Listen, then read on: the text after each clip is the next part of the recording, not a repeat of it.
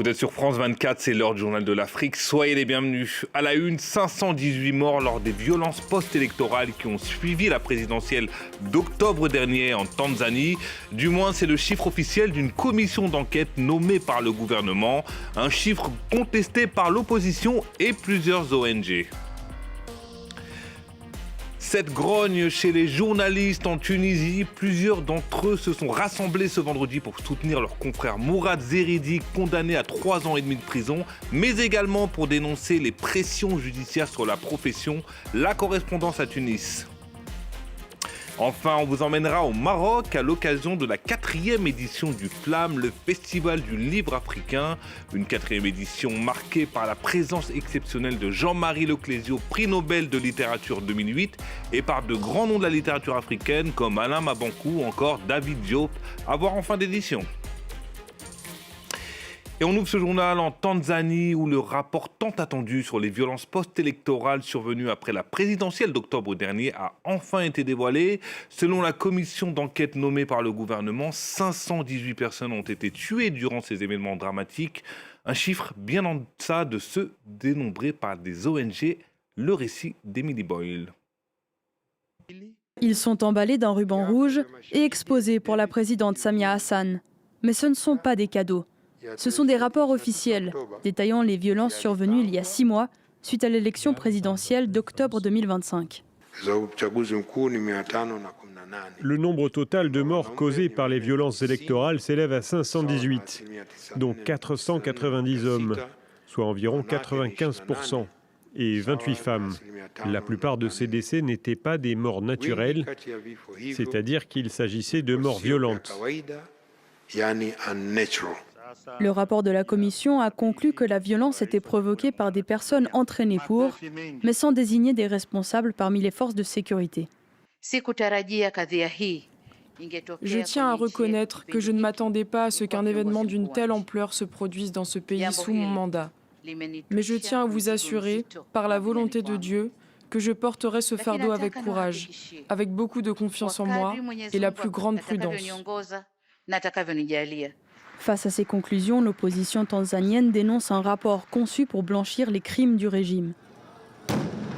Ce rapport tombe près de 6 mois après les manifestations qui ont secoué le pays, à la suite de la réélection de Samia Hassan avec 98% des voix. À l'époque, les Nations Unies avaient estimé le nombre de victimes à près de 700 personnes et avaient condamné les allégations selon lesquelles des restes humains disparaissaient ou étaient enterrés dans des fosses communes. Ces violences étaient d'une intensité rare, dans un pays connu jusqu'alors pour son calme et sa sécurité.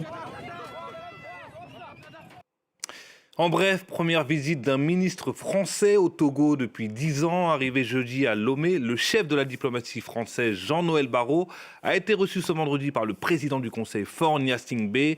Au programme des discussions, le prochain sommet Africa Forward à Nairobi, mais également la situation au Sahel dans les pays de l'AES avec qui la France n'a quasi plus de relations diplomatiques, contrairement au Togo, très proche de ces pays.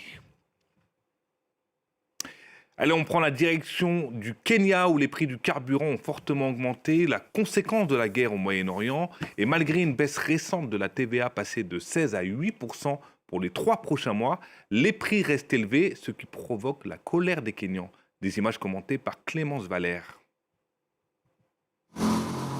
Les prix du carburant flambent dans les stations-service à travers le Kenya.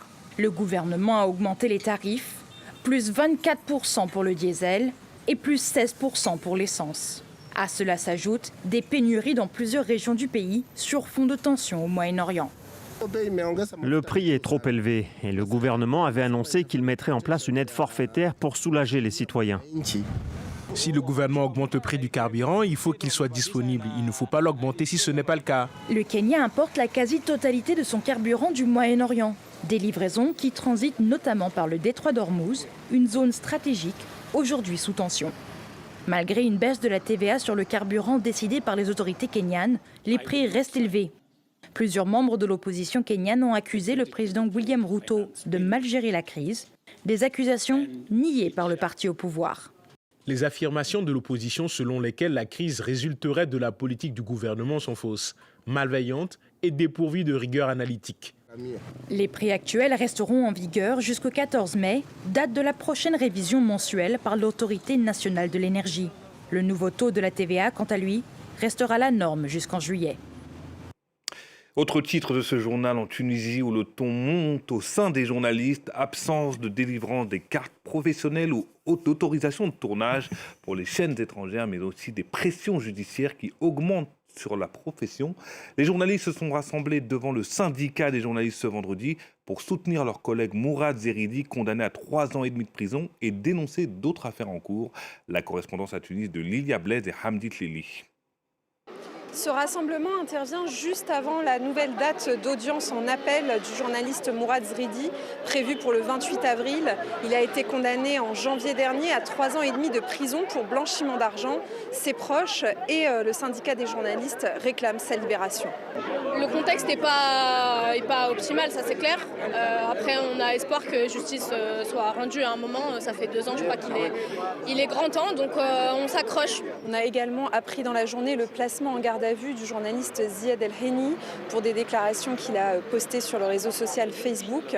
Il avait déjà passé 2 semaines en prison en 2023 pour ses opinions politiques et avait été condamné à 6 mois de prison avec sursis. Il se passe beaucoup de choses. Il se passe qu'il y a un climat qui fait peur aux journalistes, sincèrement. Je dis ça, et non pas parce que du jour au lendemain on a peur, mais il y a un réflexe chez les appareils de l'État. À chaque fois qu'il y a un statut qui dérange, chaque fois qu'il y a une position politique qui dérange, on attend à ce que ce journaliste fasse un communiqué, ou bien fasse un article, ou bien fasse un statut Facebook. On le convoque face à la justice. C'est un processus devenu automatique. Donc on a beaucoup de cas. À ce climat de pression s'ajoutent aussi des menaces qui pèsent sur les médias indépendants. Cette semaine, l'association El Khat, qui édite le média en ligne indépendant Inkifada, a reçu un ordre de dissolution de la part du gouvernement. Cette procédure doit passer devant un tribunal le 11 mai prochain. Célébrer la littérature du continent africain et de ses diasporas, c'est la mission que s'est donnée le FLAM, Festival du livre africain de Marrakech, qui se tient jusqu'à dimanche soir dans la ville ocre. Louise Dupont est sur place et nous en dit plus sur les temps forts de cette 4e édition. Regardez. C'est en plein cœur de la Médina, à quelques pas de la célèbre place Djema El Fna, que se niche l'écrin du FLAM. Pendant 4 jours vont se succéder lectures, tables rondes, masterclass et signatures pour une mise à l'honneur des littératures africaines et celle de leur diaspora. Écoutez Maï Bin Bin, artiste plasticien et écrivain, l'un des fondateurs du FLAM. Il y a une Afrique qui se raconte elle-même, qui raconte... qui n'a pas le temps de regarder son nombril et qui parle d'exil, de frontières, de langue, voilà. Donc nous sommes là entre Africains de la diaspora, les afrodescendants, ils sont tous là pour se raconter et ne plus attendre qu'on les raconte. Pour sa 4e édition, le FLAM a pour thématique « Imaginer d'autres possibles ». Pour y réfléchir, une trentaine d'auteurs et intellectuels francophones, arabophones et anglophones sont attendus. Parmi eux, Alain Mabankou du Congo-Brazzaville, Patrick Chamoiseau de Martinique, l'haïtienne Yannick Lahens ou encore le Sénégalais David Diop, mais aussi de nouvelles voix émergentes, futures, d'une littérature en constante évolution. C'est important de célébrer les littératures africaines et les littératures de leur diaspora parce qu'on n'a pas accès à énormément de médias qui puissent le faire, mais surtout, ça permet de parler à la jeunesse qui aspire aussi, à la jeunesse qui est sur le continent, qui aspire aussi à écrire. Ça lui permet de se l'approprier aussi, de lire les personnes qui sont sur son continent et de changer de, j'ai envie de dire, changer de rêve. Changer de façon de rêver. Ce sont des littératures qui, longtemps, ont été un peu délaissées ou placées dans des sous-catégories. Et célébrer les littératures africaines, c'est peut-être les mettre à leur place, c'est-à-dire les inscrire dans le concert des littératures du monde.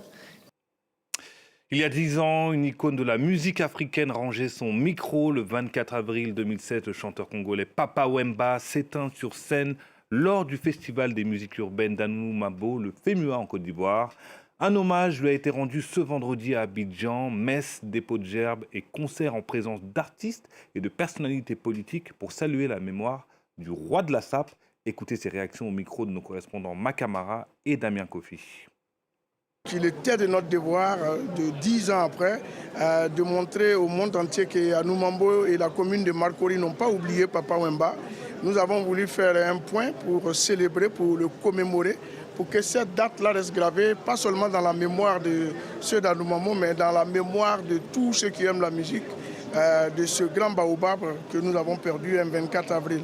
L'événement est à la hauteur de ce que Papa Wemba a été pour l'Afrique et pour la Côte d'Ivoire et la République démocratique du Congo. Nous sommes venus une forte délégation de l'ambassade pour célébrer, disons pour partager ce moment et témoigner de notre reconnaissance envers la Côte d'Ivoire et son peuple pour tout ce qu'ils ont fait durant toute l'étape du deuil qui avait frappé et la Côte d'Ivoire et la République démocratique du Congo. Donc nous sommes venus aujourd'hui partager ce moment avec nos frères ici sur place.